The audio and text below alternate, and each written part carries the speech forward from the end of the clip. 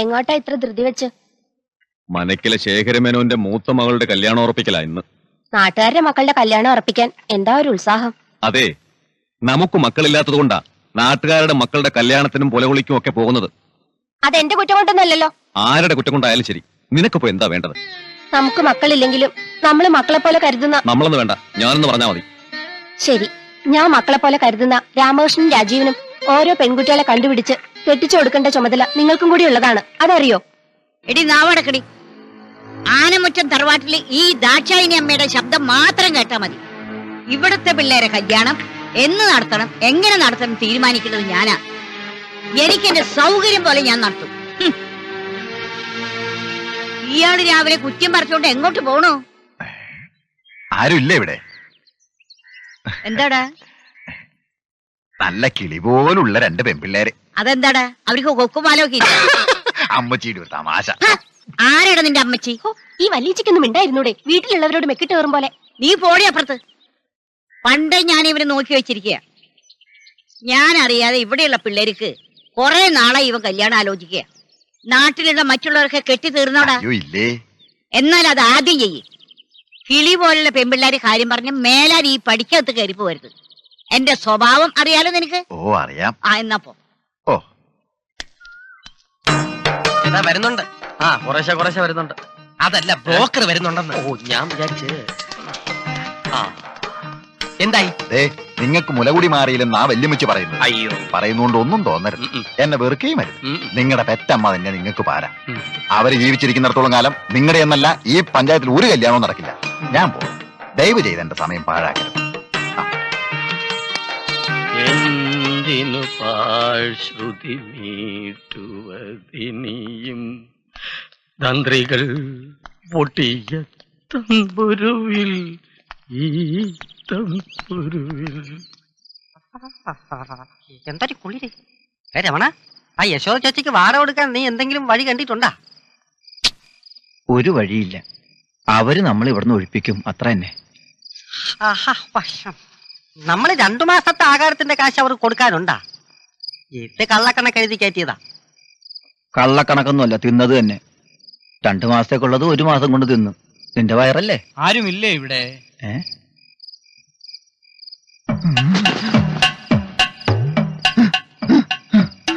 തട്ടപ്പാരയ്ക്ക് ഇറക്കി വിടാൻ യശോദ ചേച്ചി വന്നതായിരിക്കും. നമ്മൾ ഉറങ്ങിയെന്ന് വിളിച്ചു പറ. ഉറങ്ങിയവരെങ്ങനെയാടാ വിളിച്ചു പറയുന്നേ? എനിക്ക് പുറവശത്തൂടെ ഇറങ്ങി ഓടാ. അതൊന്നും ശരിയാവൂല. ഒരു കാര്യം ചെയ്യാം, യശോദ ചേച്ചിയുടെ കാല് വീണ് കരഞ്ഞു പറഞ്ഞു നോക്കാം.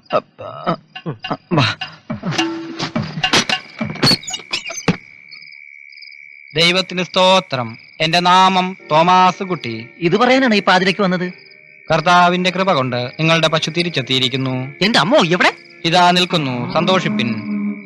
ഇന്ന് നിങ്ങൾ ഈ മിണ്ടാപ്രാണിയെ തെളിച്ചു കൊണ്ടുപോകുന്നു ഞാൻ കണ്ടു. സായാഹ്നത്തിൽ ഞാൻ ഭവനത്തിലെത്തിയപ്പോൾ എന്റെ മുറ്റത്ത് വീണ്ടും ഇതിനെ കാണാനിടയായി. പരമകാരുണികനിൽ വിശ്വസിക്കുന്നത് കൊണ്ടാവാം ഇതിനെ നിങ്ങൾക്ക് തിരിച്ചു കിട്ടിയത്. സഹോദരന്മാരുടെ നാമം? ഇത് രമണ സഹോദരൻ. ഇത് മദന സഹോദരൻ. Very good. ഇനിയെങ്കിലും ഇതിനെ നഷ്ടപ്പെടാതെ സൂക്ഷിപ്പിൻ. ലോകരക്ഷകൻ യേശു നിങ്ങളെ കാത്തുകൊള്ളട്ടെ. ഞാൻ ഇറങ്ങുന്നു. സഹോദര ഒന്ന് നിന്നേ. എന്ത്? സഹോദരന്റെ തിരുനാമം ഒന്നുകൂടി ഉരിയാടാമോ? ആടാം. തോമാസ് കുട്ടി. തോമാസ് കുട്ടി സഹോദര, വേദപുസ്തകത്തിൽ പറഞ്ഞിരിക്കുന്നത് നിന്നെ പോലെ നിന്റെ അയൽക്കാരനെ സ്നേഹിക്കണമെന്നല്ലേ? അതെ. ദ്രോഹിക്കണമെന്ന് പറഞ്ഞിട്ടില്ലല്ലോ. ഇല്ല. എങ്കിലും എടുത്തോണ്ട് പോടാ നിന്റെ പശു. പ്ലീസ്, വയലന്റ് ആവരുത്. സമാധാനം.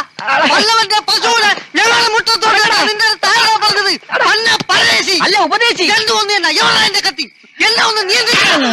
നിയന്ത്രിച്ചില്ലേ? വാ. എനിക്കൊരു അടിയുടെ കുറവുണ്ടായിരുന്നു. ഇപ്പോഴെന്തു സുഖം.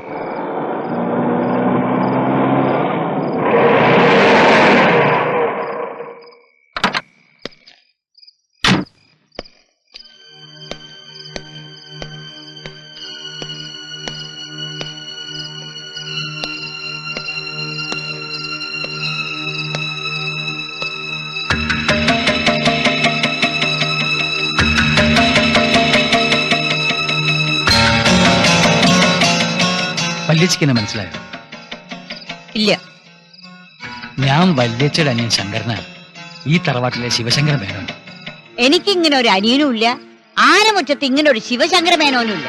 ഉണ്ടായിരുന്നു, 22 വർഷം മുമ്പ് ഈ പറഞ്ഞ ആള് മരിച്ചുപോയി. മനുഷ്യവായിക പിന്നെ ഈ നിക്കണത് ബാലരാമൻ നായരോട് ചോദിച്ചില്ല. അകത്താനും പോയിരിക്കും. ദേവി,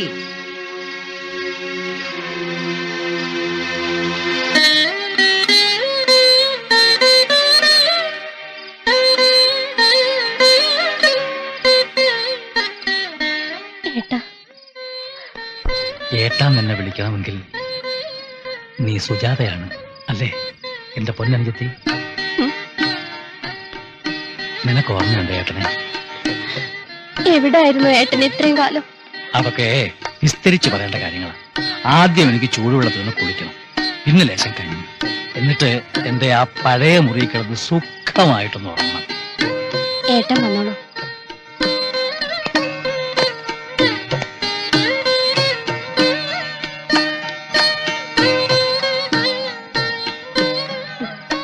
രാമകൃഷ്ണനുണ്ണിയും രാജീവനുണ്ണി. ആ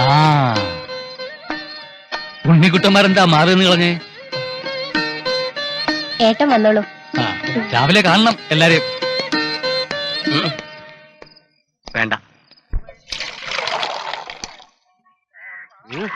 എനിക്ക് ബലമായ സംശയമുണ്ട്. കൂടുതൽ ബലം പിടിച്ച് സൂചി ഓടിക്കാതെ കാര്യം എന്താന്ന് വെച്ചാ പറ. അല്ല, ഈ വന്നിരിക്കുന്ന ശിവശങ്കര മേനോൻ 22 വർഷം മുമ്പ് ഇവിടെ നിന്ന് മുങ്ങിയ ശിവശങ്കര മേനോൻ തന്നെയാണോ? താത്ത, ഇത് വല്ല CID മറ്റോ ആയിക്കൂടെ? പിന്നെ ആനമുറ്റത്തുകാരുടെ പുറകെ നടക്കലല്ലേ CID മാരുടെ പണി. CID മാരെ കുറിച്ച് നിനക്ക് എന്തറിയാം? ഇവനേക്കാൾ കൂടുതൽ CID-കളെ എനിക്കറിയാം താത്ത. CID Naseer, CID ശൗന്തള, CID Unnikrishnan, BA BEd, ഇവരെയൊക്കെ നീ കണ്ടിട്ടുണ്ടോ? അത് കൊള്ളാം. എന്റെ ഫാമിലി ഫ്രണ്ടുകളെ കുറിച്ച് എനിക്കറിയാം. ഒന്നും മിണ്ടാണ്ടിരിക്കണടാ മക്കളെ. ഇത് ഓൻ തന്നെ, ഒരു സംശയവും വേണ്ട. അതെ, ആളെങ്ങനെ സുന്ദരനാ? ആണോന്നോ? സുന്ദരന്മാരിൽ സുന്ദരൻ. ആ 50 വർഷം മുമ്പ്. ഇപ്പതാ ദൈവനെ പോലെ ഇരിക്കും. അല്ലെങ്കിലും ഈ ജയഭാരതി ചങ്കിക്കൊള്ളണ ചോദ്യങ്ങളെ ചോദിക്കൂ. ഒരു ചായതായ ശോതെ, എന്തൊരു ചൂട്. രാവിലെ ആരെ കുഴിയിലിറക്കാൻ പോയി? ഞാൻ നമ്മുടെ ആനമറ്റം വരെ ഒന്ന് പോയതാ.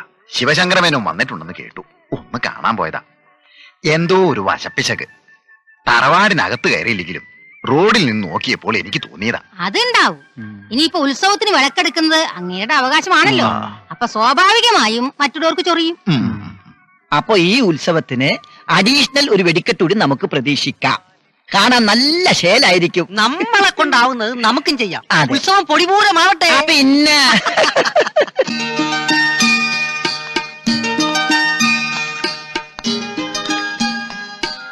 ഞാൻ എപ്പോഴും പറയുമായിരുന്നു ഏട്ടൻ എന്നേലും ഒരു ദിവസം തിരിച്ചു വരാന്ന്.